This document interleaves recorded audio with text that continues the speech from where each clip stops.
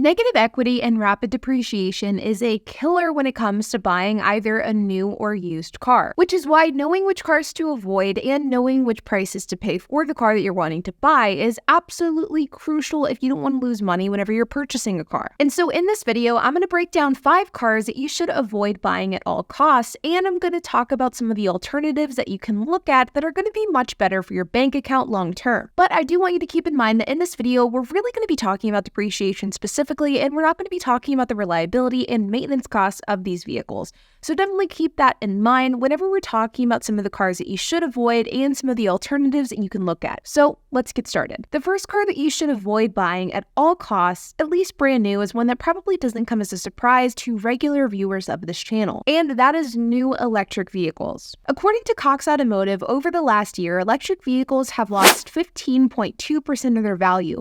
But if you look at individual vehicle makes and models, the data is even worse. Teslas have lost 31.59% of their value this year. The Mercedes EQS lineup has lost 15 to 20% of the value depending on the model. Volvo and Polestar EVs have depreciated anywhere between 25 and 30%. The Porsche Taycan has fallen by 18%.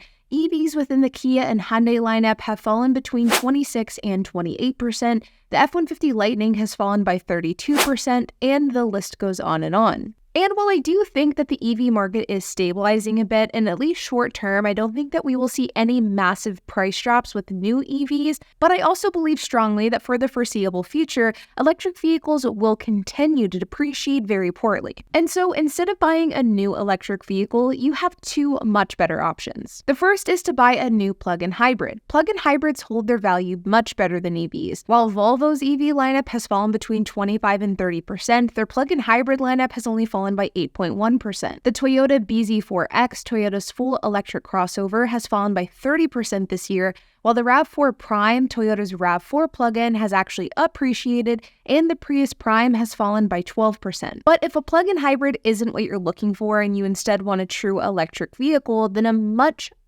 better option than buying new will be to buy used. Buying used EVs can result in you getting some of the best bang for your buck on the road today because of the poor depreciation associated with EVs. And so if buying an EV is important to you, then buying used is no doubt the right route to go down. If luxury vehicles are more of your style, then I would recommend avoiding the Audi brand, and instead you could look at something like a BMW. Luxury vehicles in general have depreciated by 10.8% year over year, and not only has Audi depreciated more than that with a depreciation rate of 12.71%, but they're depreciating more than competitors like BMW, who've only depreciated by 3.7% year over year. For example, if we look at something like an Audi A5, which has depreciated by nearly 14% this year, while on the flip side, a comparable car to the A5 would be a BMW 4 Series, and the 4 Series has only depreciated by 0.71%, so significantly less than the A5. But it doesn't end there. The Audi A7 has depreciated by nearly 22% year over year, while the BMW 7 Series has depreciated less than 7%.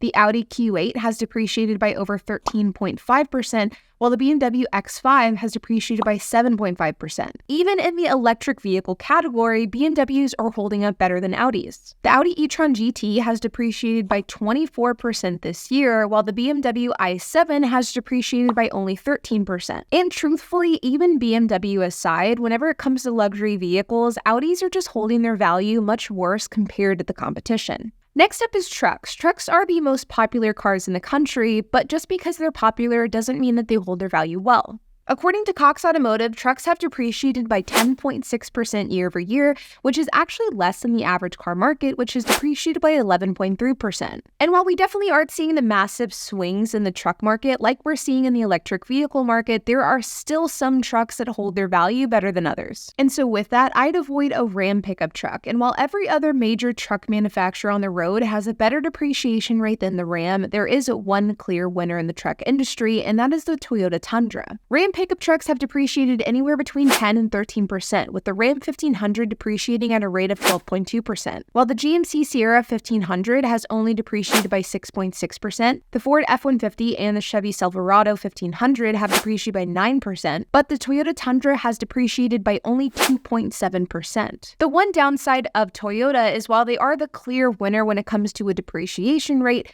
they aren't as much of a winner when it comes to below MSRP pricing. You see, Rams have an inventory inventory problem. There are simply far more Rams available to buy than they are selling. And as a result, if you want to get a discount on a brand new truck, then a Ram is probably going to offer you the best below MSRP pricing out there. While on the complete opposite end of the spectrum, Toyota has some of the lowest inventory of any automaker out there, which means that if you're wanting to get a Tundra at a below MSRP price, while it certainly is possible to do this, chances are the discount isn't going to be as big as what you would get with a pickup truck like Ram. So you definitely have to weigh out the pros and the cons here, and you have to decide which factor here is most important to you. When it comes to practical everyday compact cars, according to Cox Automotive, these vehicles have depreciated by 16.3%, which is quite a bit higher than the industry average of 11.3%.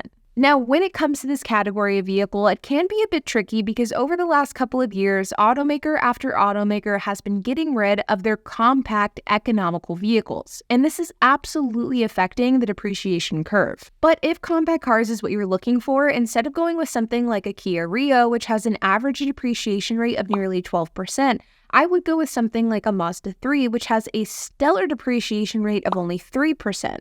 In fact, if depreciation is top of mind, the Mazda 3 has a better depreciation rate than nearly every other compact car out there, from the Toyota Corolla to the Chevy Cruze to the Nissan Versa. If depreciation is your priority, then the Mazda 3 is your car. Last, but certainly not least, is three-row SUVs. SUVs have depreciated at a rate of 12.4%, but if there is one thing that I've learned about the SUV industry, it is that SUVs depreciate based off of a handful of different factors. Of course, make and model, year and mileage is a factor here, but things like trim, number of seats, the length of the car, these are all factors at play whenever we talk about depreciation, and depending on what factors come into play for a specific vehicle, it can vastly affect how that car depreciates long and short term. For example, XL SUVs typically have a faster depreciation rate than standard length SUVs. Luxury SUVs typically depreciate faster than more standard SUVs, for example, a Lincoln compared to an Expedition. I have found almost more than any other segment of vehicle out there, trim,